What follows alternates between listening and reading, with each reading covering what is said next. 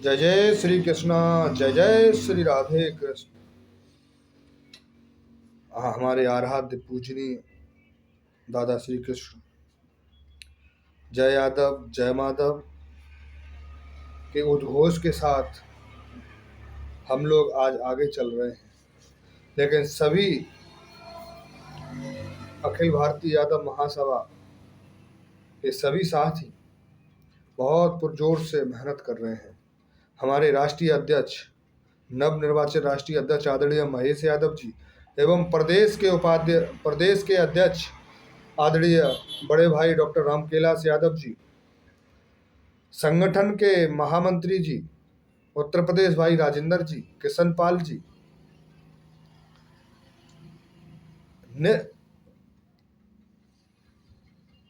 निस्वार्थ यादवों के उत्थान के लिए जो कार्य कर रहे हैं, उसी कड़ी में मैं मंडल उपाध्यक्ष आगरा बनाया है। इससे पहले नवीन दायित्व तो जिला अध्यक्ष मैनपुरी का भी मेरे पास रहा है। ऐसे राष्ट्रीय नेतृत्व एवं प्रदेश नेतृत्व का मैं बहुत बहुत आभारी हूँ, जो मुझे पुनः एक मंडल पर जिम्मेदारी दी है।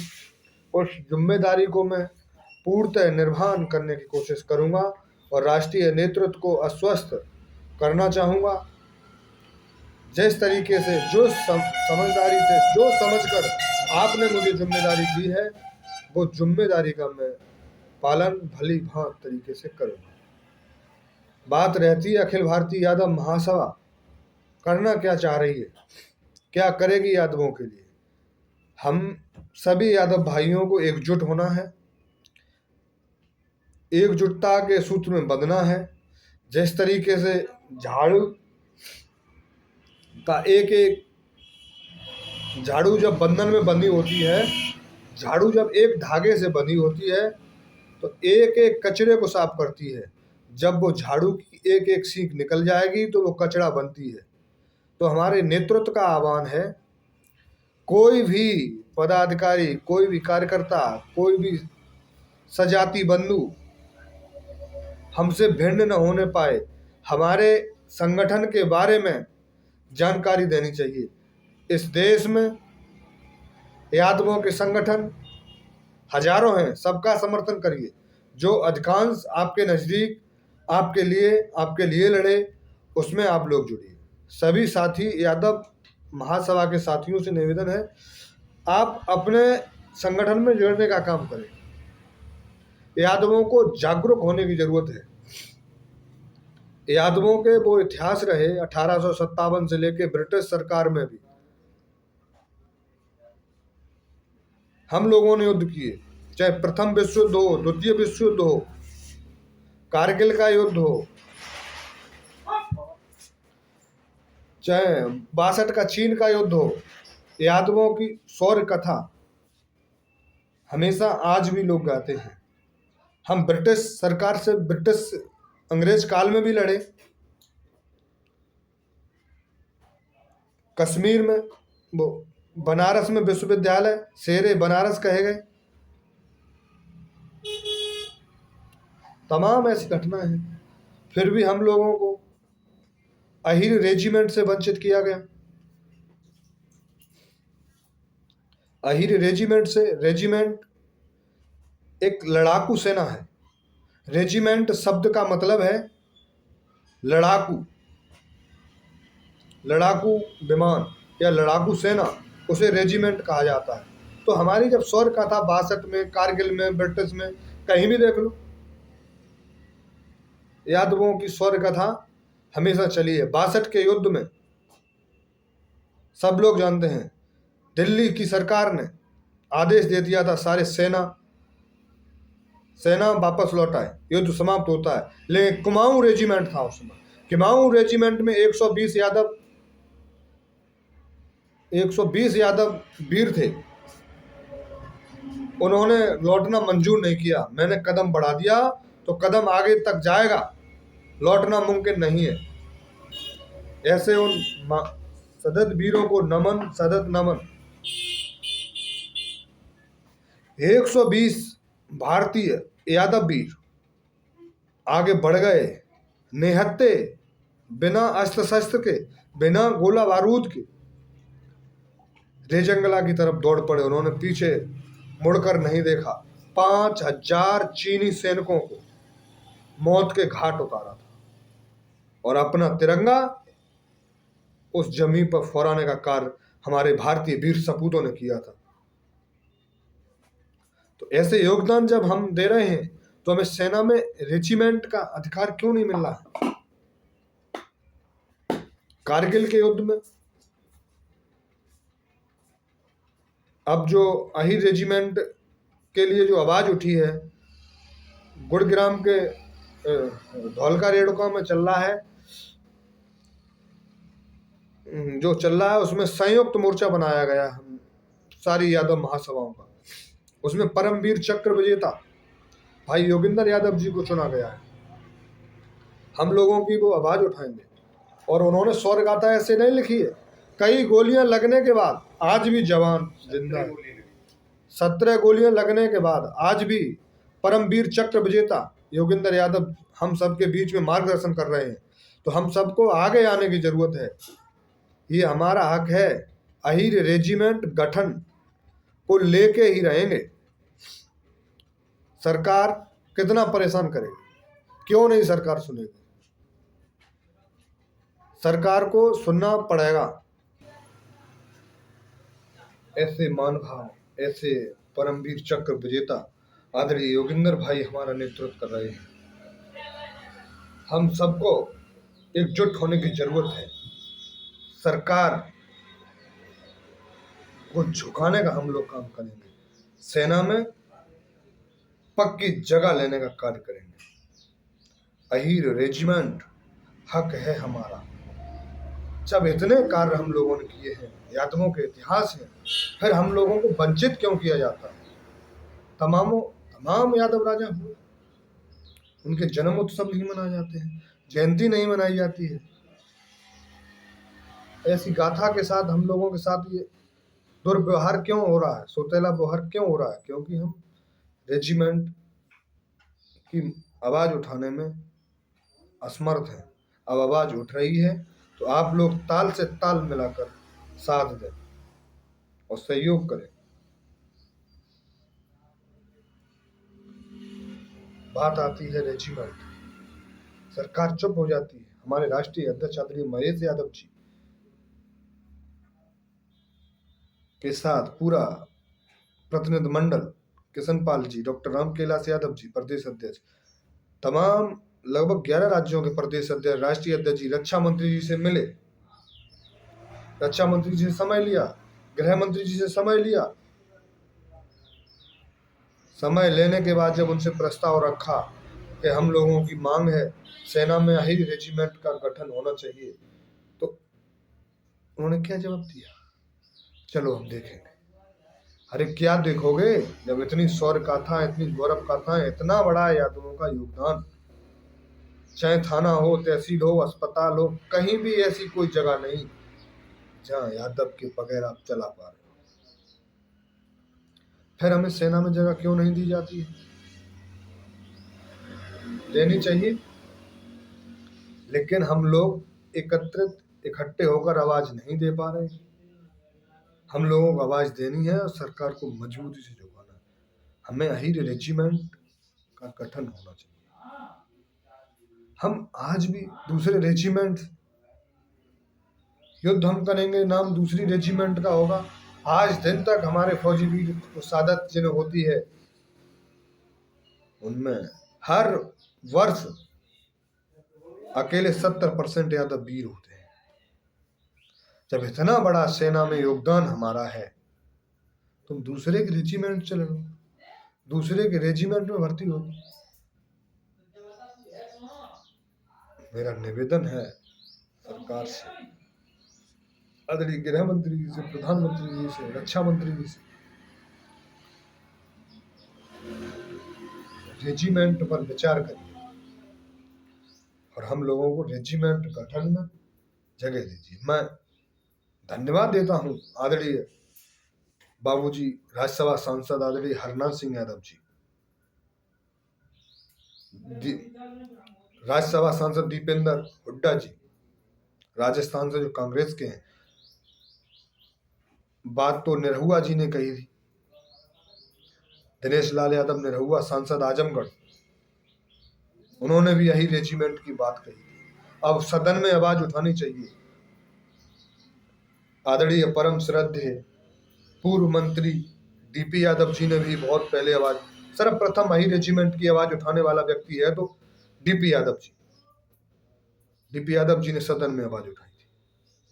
जिन यादव साथियों ने, जिन सजाती बंधुओं ने सदन में आवाज उठाने का कार्य किया है, नैतिक दायित्व भी है, हम लोगों ने चुन के भेजा है तो आप सदन में आवाज उठाएं।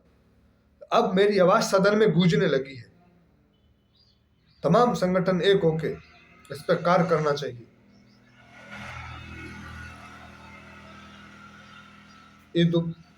यदुवंश पुनर्जागरण की स्थापना की है आदरणीय पूर्व मंत्री डीपी यादव जी ने, उसमें हमारे शिवपाल यादव जी भी हैं, उनका भी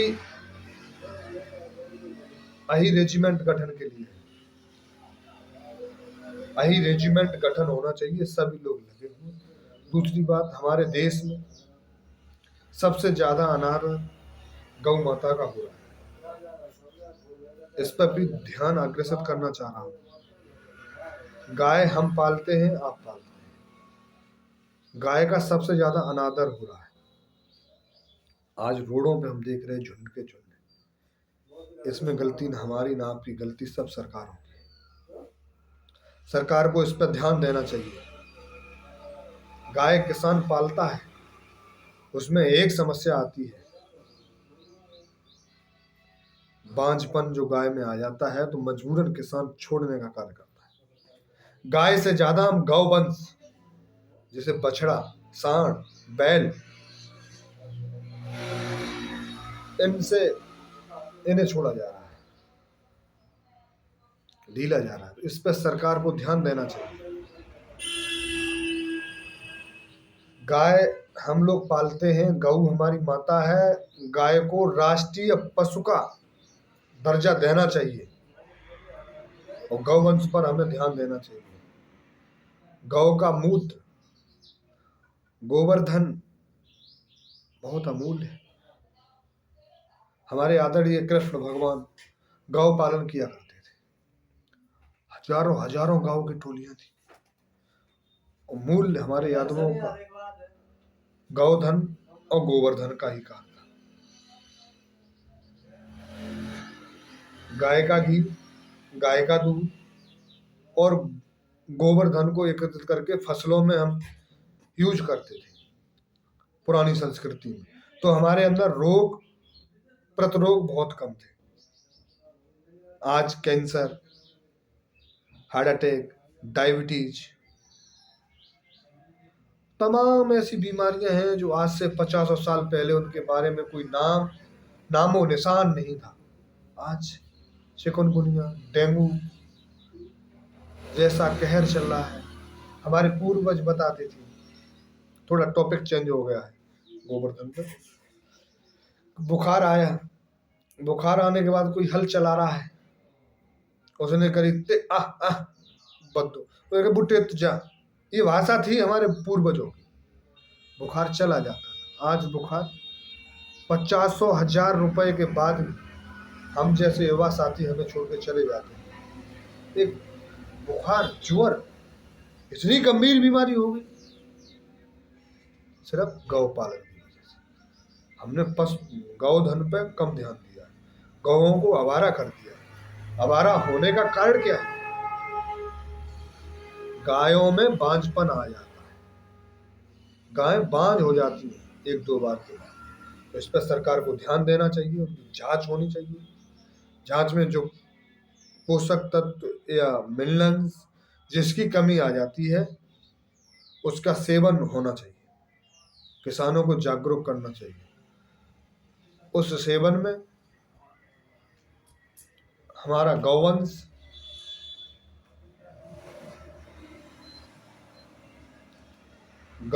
जब पालन होगा, आज गायों की स्थिति ये है, हम सड़कों पर, रोडों पर देख रहे हैं, अगर 10 एक्सीडेंट होते हैं तो 9 गायों की बदौलत होते हैं। उन गायों का मांस लहू मुझसे देखा नहीं जाता है, सड़कों पे हर जगह मिलती है। तो ये गायों का अनादर हो रहा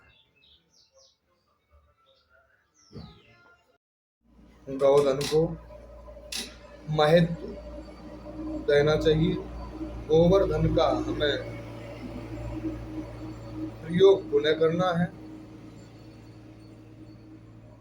प्रयोग में गोबर से हरी खाद होगी, खेतों में डालेंगे गोवर्धन से, उससे रोग की बीमारियां जो चल रही हैं भयंकर, वो कम होंगी। उनका सामना हमें कम करना पड़ेगा। अधिकांश पेस्टिसाइड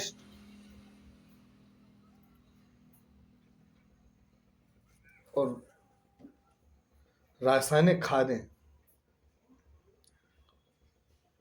और कीटनाशक दवाइयों का उपयोग करने से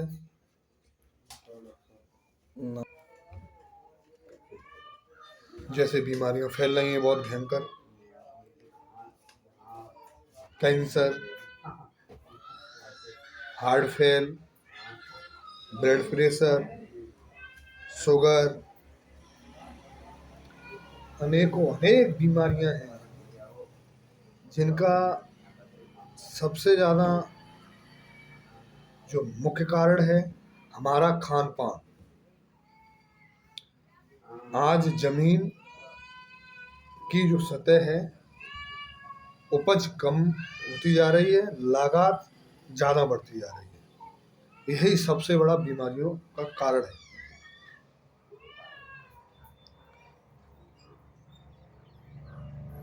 जमीन की जो उपजाऊ परत है, डीएपी जब हम डालते हैं, डीएपी की बोरी को आप भिगो दो या सीड जाए तो एक पत्थर कठोर आकार में बदल जाती है। तो जमीन की जो उपजाऊ शर्त है उस पर लेंटर सा पड़ गया है, लेंटर सा हो गया है, तो उपज कम हो रही है। हम खेत में आलू वाले लोग एक एक बीघा में 1.5 बोरी डीएपी डाल देते हैं, तो बहुत ही नुकसानदायक है। धान में 5-5 बीघा में 2-2 बोरी खाद की जाती है, कीटनाशक। उपज के चक्कर में, उत्पादन बढ़ाने के चक्कर में लोग इतना पेस्टिसाइड, इतना रासायनिकों का प्रयोग कर रहे हैं जिससे बीमारियों का बहुत बीमारियां बढ़ रही हैं। हमारा जनपद मैनपुरी पिछले साल के सर्वे में कैंसर रोग में टॉप पे था। उसमें भी गांव अनूपपुर डिल्हा में नहीं, भवानीपुर अनूपपुर डिल्हा ही, और पतारा क्षेत्र का गांव कैंसर में टॉप पे था। इतनी बीमारियां बढ़ रही हैं। हर कौन सा भी गांव चले जाओ, पूरे जनपद में या पूरे प्रदेश में, हर गांव में अगर एक साल में 5 मौतें हो रही हैं तो एक आदमी कैंसर से मर रहा है। नहीं हुआ हार्ट फेल, ब्लड प्रेशर, तो क्या है? सब रासायनिक उर्वरक और इनका फायदा। नए रोग आ रहे। सरकार को गौधन, किसान गौ पालेगा, गोवर्धन का उपयोग करेगा। सरकार को ध्यान देना चाहिए, गायों में बांझपन नहीं आना चाहिए। और एक हमारा एडवाइस या सलाह समझी जाए, मेरे व्यक्तिगत मानना है, कोई ऐसा व्यवधान तैयार किया जाए जिससे गायों में नर प्रजन उत्पन्न हो, मादा ही प्रजन रहे, ऐसा कोई टेक्निक लाया जाए। हमारे देश की साइंटिस्टी वैज्ञानिक पद्धति इतनी आगे है, ये संभव है। इस पर शोध करना चाहिए, अध्ययन करना चाहिए। हम गाय को राष्ट्रीय पशु जब तक नहीं करेंगे तब तक ऐसा ही सामना। हम रोड पे जाते हैं, गायों के टहने में हम देख रहे हैं, टांग यहाँ पड़ी है, गौ माता यहाँ वहां पड़ी है, पसली वहां पड़ी है।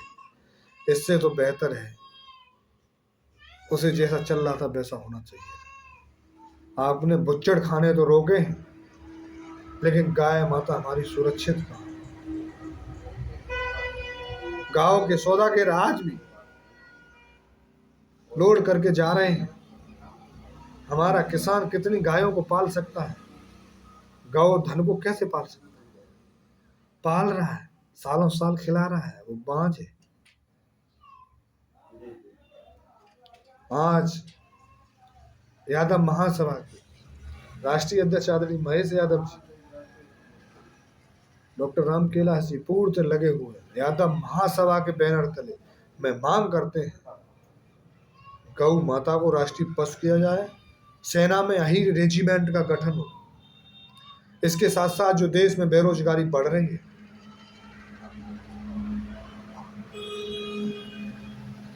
उस बेरोजगारी के साथ साथ तमाम संशोधन हो रहे हैं। सेना में संशोधन कर दिया। ये संशोधन जहां होना चाहिए था, हमें बेरोजगारी कम हो सकती है, वहां नहीं हो रहा है। संशोधन होना चाहिए था। कार्यालय जहाँ कंप्यूटराइज कार्यालय है, रजिस्ट्री ऑफिस है जहाँ बैनामे होते हैं, जिलाधिकारी कार्यालय है, स्कूल में टेक्निक व्यवस्था है।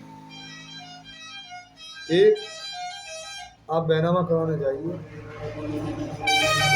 एक बैनामा में 2 दिन का समय लग जाता है, क्योंकि वहाँ का जो टाइपराइटर है वो धीरे धीरे टाइप करता है। आज के नए लड़के को वहाँ उस दिन का वेतन है 80,000, नए लड़के को 20,000 रुपए पे छोड़ दिया जाए, 15,000 पे छोड़ दिया जाए, 5 स्टाफ बढ़ जाए। 5 स्टाफ बढ़ने का मतलब जो भीड़ रजिस्ट्री ऑफिस में रहती है वो खत्म हो जाएगी। 5 नए लोगों को रोजगार मिलेगा, तो बेरोजगारी कम होगी। एक प्राइमरी स्कूल है, उसमें एक टीचर लगभग 50,000 रुपए 60,000 रुपए पेमेंट है। 3 टीचर होते हैं, 20 लाख रुपए में लगभग बिल्डिंग बनती है। बच्चों की संख्या होगी 10-20। वहाँ कॉन्ट्रैक्ट बेस पर लड़के रखिए, बीएड बीटीसी नए लड़के हैं। और शिक्षा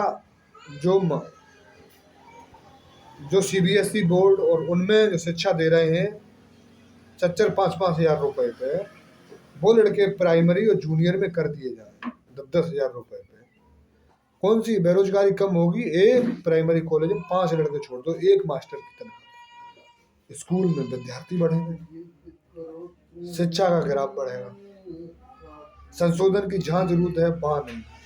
संशोधन सेना पे किया जा रहा है, देश की जो सुरक्षाओं सीमाओं पे लगे रहते हैं उन पे संशोधन हो गया। अग्निवीरों के नाम पे भर्ती भी हुई, भर्ती में कुछ बदलाव नहीं हुआ। तो मेरा निवेदन सरकार से, अनुरोध, सेना में संशोधन हो तो वही रेजिमेंट का गठन हो, गौ माता को राष्ट्रीय पशु बनाया है और बेरोजगारी पर ध्यान।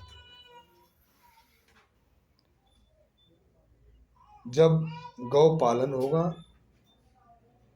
उर्वरक शक्ति कम होगी, हमारा उत्पादन भी बढ़ेगा, लेकिन हमें बीमारी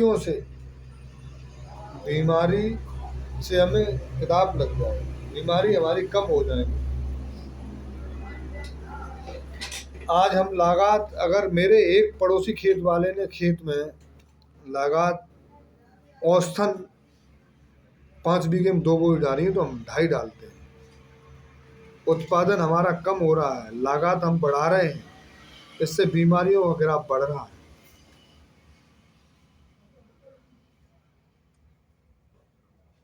और क्या किया जाए?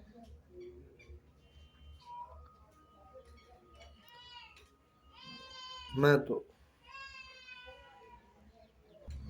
अब बीमारियों का ग्राफ होता है, लोग कहते हैं कि संसार में रहना चाहिए, अरे तो पेस्टिसाइड्स का कम यूज करिए, संसार में रहिए। प्रश्न ये आता, संसार कब बना? प्रश्न है, संसार कब बना?